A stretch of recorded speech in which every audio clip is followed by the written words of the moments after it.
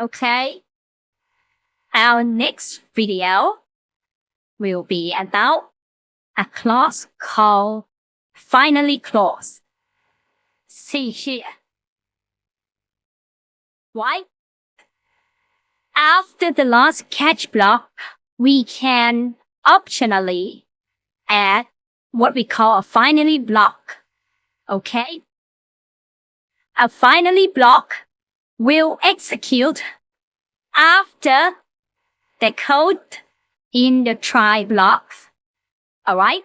And if catch is executed, then after the execution of the catch, then finally will be run.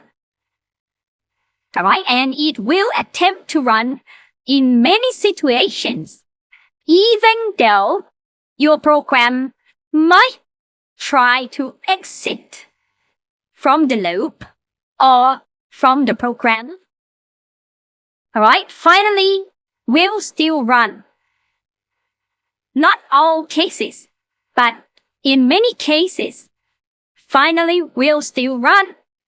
So let's see an example. Alright, in this particular example, what we have is a loop, right?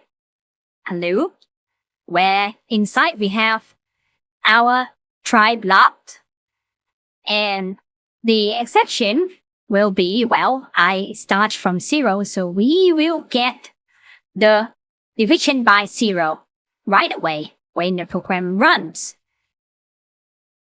That will cause the exception to be created and thrown to be caught in this catch block, alright, and it's divided by 0, so it's arithmetic exception. So it will execute and print out the word catch. Okay. And after the word catch, it will run the finally block. So what it print will be catch. Then finally, then instead,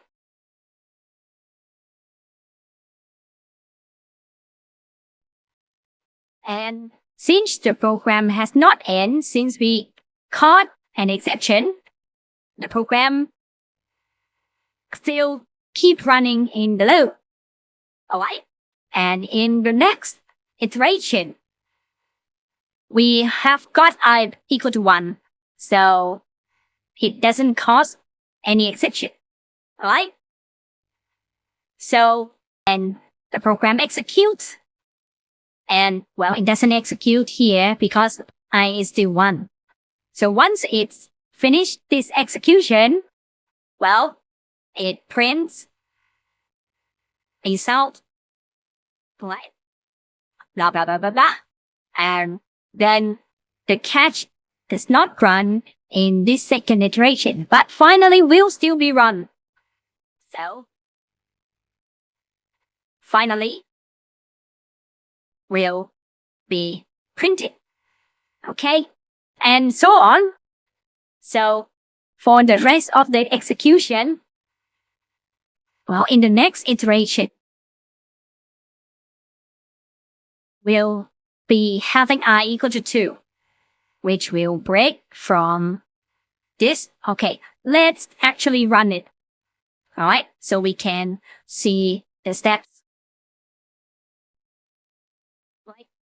Okay, so I'll run it.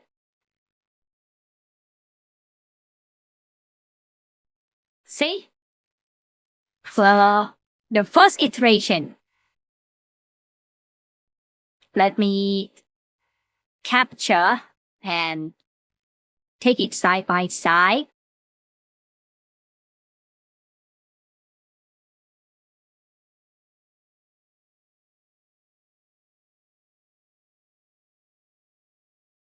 Alright. Right, that's the result of the run side by side. So what we see here is in the first loop, right? We've got I equal to 0, right? So it doesn't print result here. It catch exception here and print catch. Then finally is executed after the catch. Alright, it will try to execute finally, no matter, alright, if the catch is executed, it runs after that catch, but if not, it runs after the try block. So, in the first iteration, we have the arithmetic exception. So, catch is printed, and finally is executed. And after that, after finally, there is an end step, right? And then we go to the next iteration. In the next iteration, I is equal to 1. So, no arithmetic exception here. And result is printed, right? I equal to 1. And the code for the try block execute successfully. No catch block is run. But when the try block finishes, finally is run anyway. So, after finally is run, end step is run. And then we go to the next iteration. Right? In the last iteration, let me clear the screen. And zoom in again. Right? In the last iteration, I is equal to 2. So, the division here and the result here are done successfully. Alright? But what happened then is there is an if statement that attempt to break out of the loop.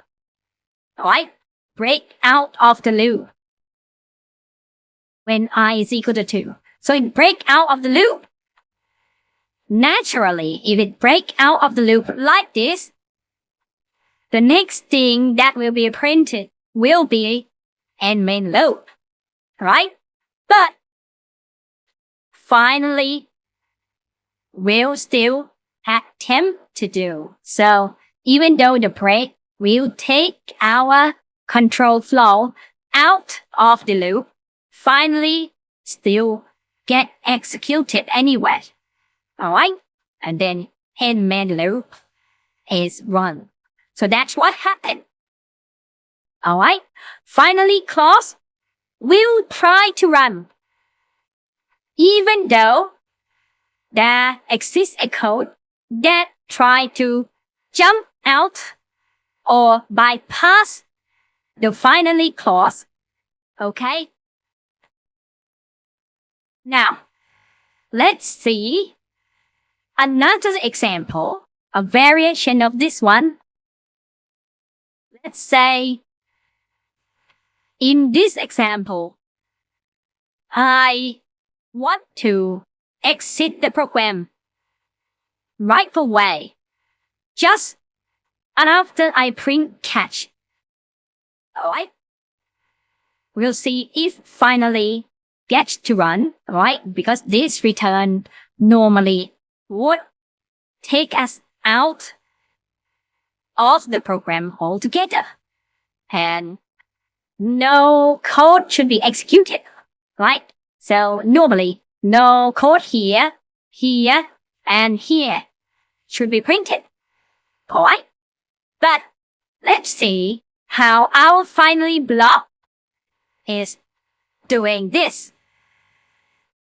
Alright, so run. You can see that we have catch and finally. So what happened is when arithmetic exception is passed to the catch clause, it prints catch, right? It prints catch, and then it attempts to return out of the method. Alright? But the attempt will finally is also execute before the program exit out of the method. Alright, finally it's done. Alright, so even though we have a return statement, finally will still be done. And this can be very useful, as you will see in the next page. But before that, let's see another example. Alright, in this example, I will attempt to exit from the method, but instead of exiting by the return statement, I will exit using system.exit, which indicate abnormal exit. And this one is like another exception. Okay. So I'll attempt this one and we'll see what happens. Right. So what we see, well, we got an exception, but we can't see their message because I'm running using Gradle. So I will do the full run. Alright. If you run your program normally without Gradle, you should see the result here now. Right. But again, I have to run with the scan option, which I'm doing now. So in the scan option, what I see is, well, just catch. Alright, so when the exception is caught, catch get printed, and then system exit causes the program to exit altogether. In this case, system.exit is so powerful that finally doesn't get executed. Alright, so there are some cases that finally won't be executed. But if you exit normally without special exit method, then finally will attempt to do. Okay? Alright? And why do we mean finally at all? Alright, the reason being, well, it's shown in this particular slide. Right. So in this code,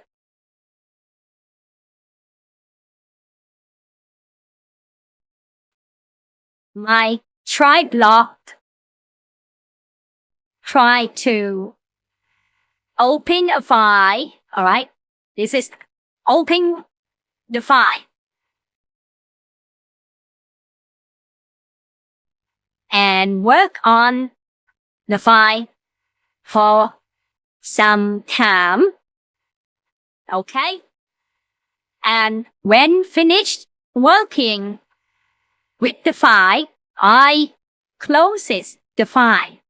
Okay. But the thing is that while you're working with the file, there might be some exception causing the program to get out from the loop and go into the catch block right away.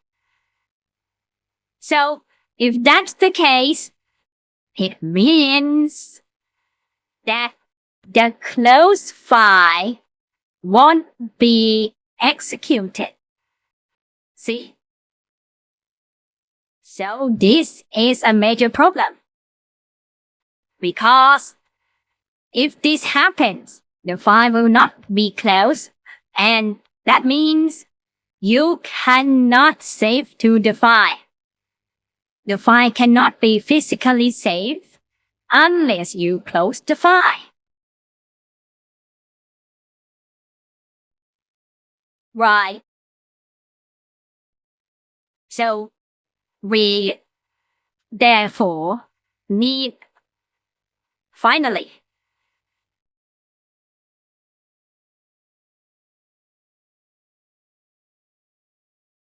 to have help dot close here.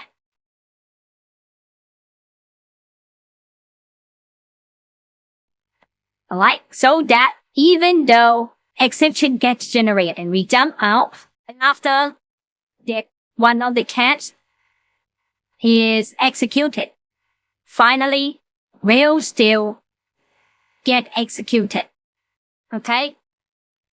So our side will always be closed in this case. And it will be much nicer, right? Since we can now save the file. Okay? So that's the motivation for the finally block. Okay?